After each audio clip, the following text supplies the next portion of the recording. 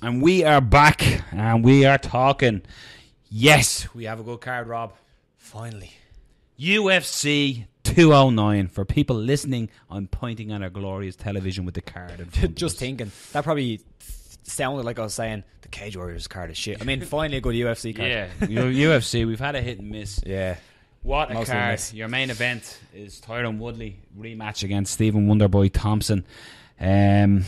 It's there in all its beauty, but it's a card right from early doors. The early prelims are fantastic. Yeah, it's a really, really good card. We'll of course go through the main card and we'll give our thoughts on the fights, but we should definitely look through some of those prelim fights because there's some really, really good ones there. I'll start off in particular. I think Bektic versus Elkins is a really, really good fight. A lot of people don't really like watching Darren Elkins fight, but I do. I think he's a very, very good fighter, and I kind of like his style. It's not the most exciting style, and I think I wrote this up when it was announced. It's not the most exciting style, but it's effective, and I really like to see the way he dominates fighters. Now, it's a task now against Bektic, who is an absolute beast on the ground, and I think he'll have the better striking in this one. So I definitely lean towards Bektic in this one, but I really, really like this fight. I think it's a very, very good fight on the prelim card. I'm looking at, obviously, the interest of our former guests and stuff. We have Craig taking on Pedro there as well.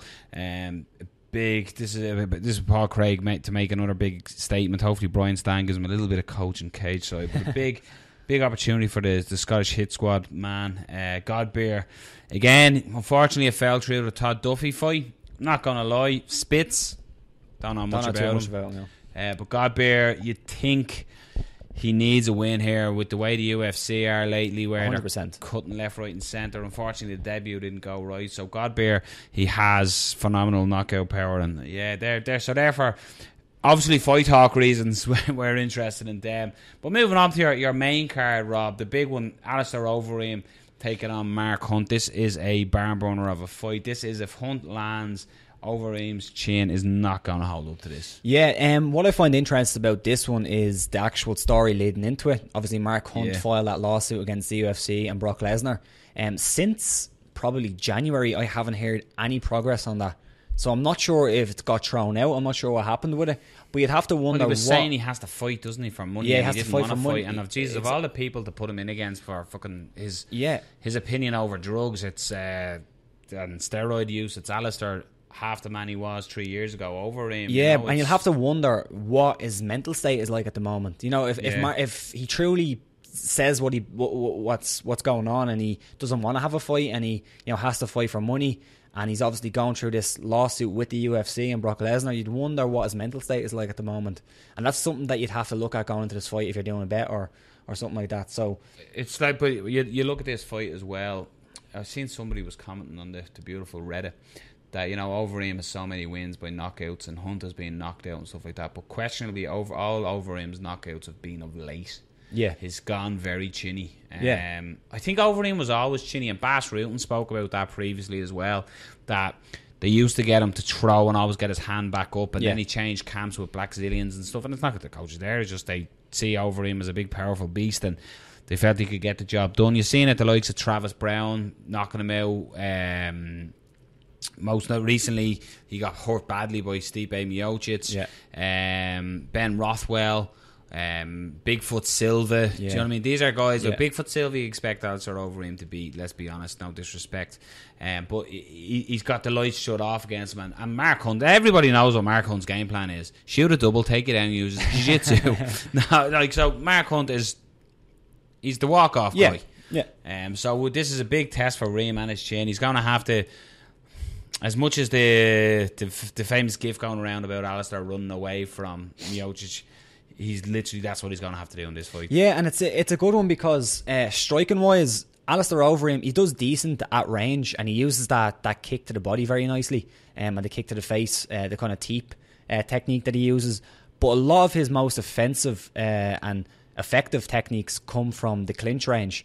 And if you're allowing Mark Hunt to get into that clinch range, that's where he does his business. Not particularly in the clinch, but right in the pocket. So if Alistair Overeem lets Mark Hunt close the distance and land that big shot, or those big shots, it definitely could be good night. And I think Mark Hunt could be a good bet here.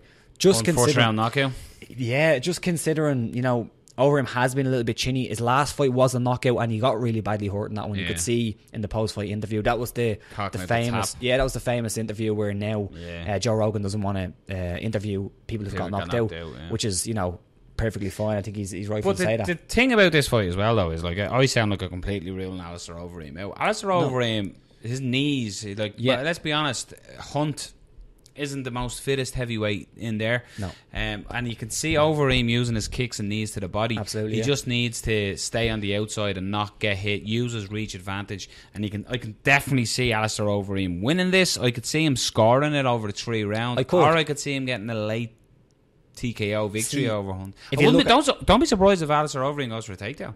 Yeah, that wouldn't surprise me at all. And you could see Mark Hunt's last fight against Brock Lesnar. Now, Brock Lesnar's a different beast compared to... Different bottle of steroids, or kettle of fish. Compared in the wrestling game. But yeah, that wouldn't surprise me. And I wouldn't surprise me if that's the game plan coming in against Mark Hunt. You know, you can wear him down, get him on the ground. That's not his forte. And Overeem is pretty good on the ground. Like, he has a lot of submission. I think he has more submission victories than he does knockouts. A lot of them are standing guillotines. True. But it's a good fight. It's a good fight. Yeah, it is a good fight. Good to open the main event or the main card. It's insane. It is a great. I wonder fight. if that's.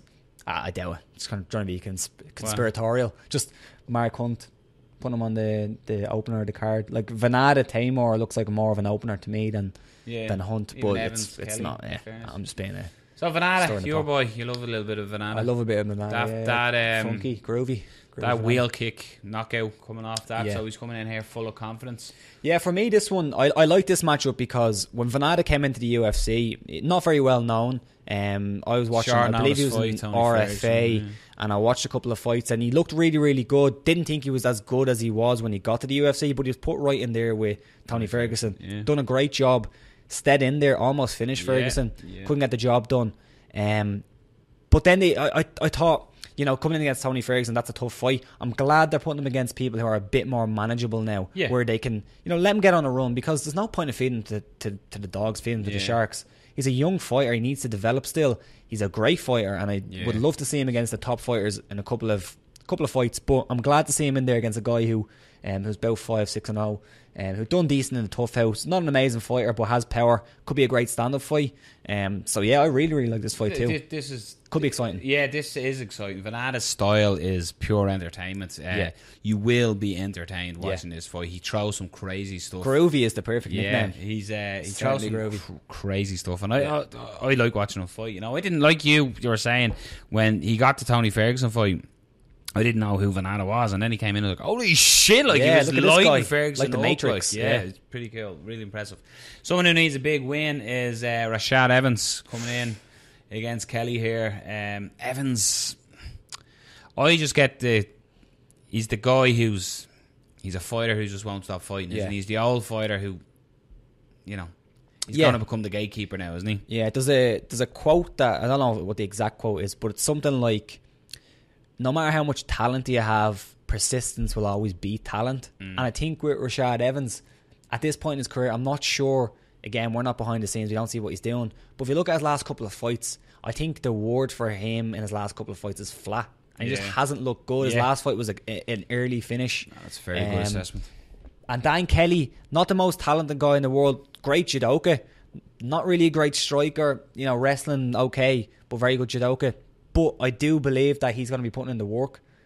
But still, who do you pick? Do you pick the guy who's clearly, and I think clearly I would say that Rashad Evans is the better fighter. Yeah. He is the better fighter. Yeah. But he's on this. But he's on the slide. He's looked flat. Who do you pick in this one? I'm going to go with Rashad Evans for me. But I do think, you know, depending on what the odds are, a sneaky little bet on Kelly. And Dan Kelly will be a possible one there as well. Like Dan Kelly's got to have a bit of Irish, you know. He has to, yeah. Got it. Yeah. The man was loads of Irish in Australia.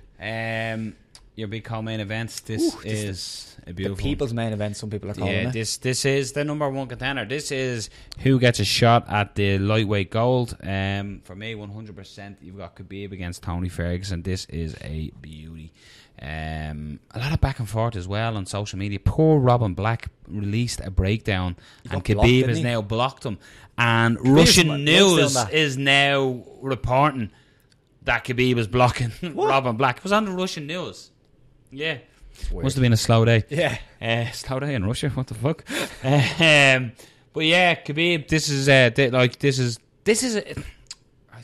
if I say that one more time. Yeah. It's a real matchup of different styles. Khabib is going to look to take this down. Ferguson can stand, but Ferguson is very dangerous on the ground as well. So Khabib is going to have his hands full when he gets it down there. But Khabib believes no fear, no chance that he is the number one guy, and he just wants. What did he call him? What did he call McGregor to fucking? It was hilarious. I can't remember what it was. But it was funny. Leprechaun boy or something. No, not that one. Your child. What did he call him? Your fish. Some chicken. No. Chicken. Yeah, you're a little Irish chicken or something. No, I don't think it was. Chicken boy or something. Yeah, it's funny. Like Nurmagomedov, Khabib. Nurmagomedov. I'm a fan, and I think he'll do Ferguson. I think he's going to be too much. Everyone's talking about, he got hurt. Johnson landed, and it shows a hole in his game. Didn't really. Anyone get fucking hit with a 4-ounce glove by these fucking animals, and but you're going to be. I suppose that's the reason why they're thinking Tony Ferguson can do it, and I can certainly see on the feet how Tony Ferguson can win this because he's very, very unpredictable on the feet. He mixes up very, very well. I remember when Lando was fighting Tony Ferguson. And he said that Tony Ferguson is predictable. I was like, Jesus. Yeah, don't say that. Dead, don't say that. But, Lando done very, very well on the feet against him. But I don't think he's predictable at all. And I think that Khabib, his striking is very, very basic. It's usually just to get the takedown. But he has shown something on the feet. Like, it's not like he's a very, very bad striker. He's definitely serviceable on the feet. And I definitely think he can stand there and not get knocked out. But on the ground is where it makes it really, really interesting because with Khabib, he's probably the best wrestler. I wouldn't say wrestler because it's Sambo type takedowns, but he has probably the best takedowns in MMA at the moment. And he's just so strong in that position as well. When he get in the clinch, he's like a pawn. He played with bears. It's like a bear trap. Like it is. It is. No getting away from him. But then on the floor, Tony Ferguson off his back is probably one of the best in that division. The problem, he's always trying, and he's the only thing I'd worry about. I might be robbing your words here. Possibly. Look like you're going to it.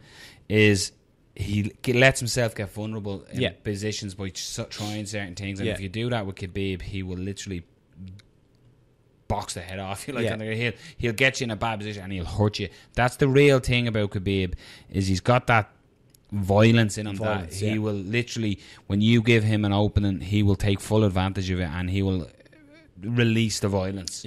And Ferguson, by trying something unorthodox, by whatever, be it throwing up an armbar or going for a heel hook or whatever he tries to do, he'll leave himself vulnerable. And if he does, and Khabib will jump on that. Yeah, I think that's what makes this a great fight. There's so much that can happen on the ground, and we're going to learn so much from it. I think, in fairness, Ferguson has been calling for this fight for a long time. He has been, well. and like one thing that Robin Black always says is like it's hard to break down fights because you don't know where fighters are after they've fought. Like we don't know how good Tony Ferguson is now on the ground. We don't know how good Khabib is going to be on the ground. But if you look at past fights, which is the only thing we can look at, go back to the Danny Castillo fight, and I thought it was a close fight, but Ferguson did put himself into some situations and where Danny could control him. If you have Khabib on top of you in that position, I'm sure he's got better there, but he does put himself into them weird situations where if Khabib gets on top, you're getting mauled. So I have a funny feeling Khabib will get position. Ferguson will try roll for something. Khabib will take us back, get the hooks in, land some heavy shots, flatten them out, rear naked choke. Yeah, it's possible. Yeah, like I'm definitely siding with Khabib on this one, and I think if Khabib does win, to be honest, I think it could be a dominant one. Do you know one of them ones where, like, at the end you look at it and you say, Johnson and you kind of go, holy shit, why didn't we not just call that? Why didn't we just say, yeah, he's too good? It could turn out like that, honestly. If Ferguson wins, the unpredictability of Ferguson is what throws the spanner in the works. And it's just it's such a good fight, and it kind of it mirrors in a way the main event, where you have somebody who's really, really unpredictable in ways. Funny, I thought he was tentative in the first fight. He was tentative in the first fight. The shots that Woodley land. We're now moving on to the main event. Obviously, Tyron Woodley against Stephen Wonderboy Thompson, the chosen one against the Wonderboy. Wonderboy. A draw. It's an animal of a fight. Yeah. It's the rematch that had to happen. I'm glad it happened because sometimes they don't make them happen. They move away and they go different ways. I think this was the match that did have to happen. And what's weird, what I get from this one is the first time this came out, everyone just expected Wonderboy to steamroll Tyron Woodley. What I liked about what Woodley done in this one was, in the first one, he sort of backed himself up against the cage. He's really good at doing that. And he was like, yeah, all right, you come to me, bitch. Do you know what I mean? And I really liked the style. He was countering Wonderboy's spins, and he really, really hurt Wonderboy. Wonderboy done very well to get out of that round. So for me, this fight is... it's a great fight. I can see, again, as Robin Black said, you can break it down and go, his explosiveness, his speed to cover distance. I think Woodley's... how he closes distance with the speed and ferocity that he does it, I think can be too much, but I have a funny feeling Wonderboy is going to catch him coming in. Yeah, possibly. He's going to cut an angle, be it with a kick or a knee or even a punch. I've given you all the options. But he's going to cut an angle and he's going to catch Woodley. And it's going to be almost esque the way Holly Holm stepped out of the way and Ronda went into the cage. It's going to be like that, except Woodley be put out from it. Yeah. I have a funny feeling. I don't know why. I just have a funny feeling he's going to cut an angle, catch Woodley's momentum and use it against him and bang, land a killer shot. And you're going to have a new champion. Yeah, look, we always mention Robin Black because he does these unique style breakdowns, and it's very difficult to say, oh, this happened in the last fight, so I think this is going to happen. But if you're looking at the last fights, I think when you watch it, you can see where more ways that Wonderboy could make adjustments, in my opinion. I think he kind of proved, and again, this could change. If Tyron Woodley, going backwards, you're not going to get takedowns. It's very difficult to shoot a double leg, and you don't really see fighters shooting double legs anymore in MMA. It just doesn't really happen that much. That's why I think GSP coming back could be difficult. So I think if Woodley does the same game plan, goes backwards, and tries to land that big shot, I can't really see him changing the game up and getting takedowns. And if he plays that game, we've already seen Wonderboy being able to stuff those takedowns from there. So I think that leaves the same style fight. And I think in the same style fight, if Wonderboy can get another shot, get 5 rounds of that, I think he can land, and I think he can finish him. So I'd have to go with Wonderboy in this one. A very similar fight, but I think Wonderboy's going to let go more, because I think that's one of the criticisms that he had of himself. We had of him. Everybody had of him. He didn't let go. And that was like...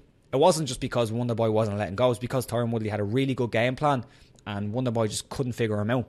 But I think now, 6th round, 7th round, 8th round, I think Wonderboy's going to figure him out. Yeah, I agree. I do agree. It's a great card. I'm pumped for it. I'm really looking forward to it. Yeah, me too. So yeah, MMA fans, you've got a spoiled weekend. This weekend,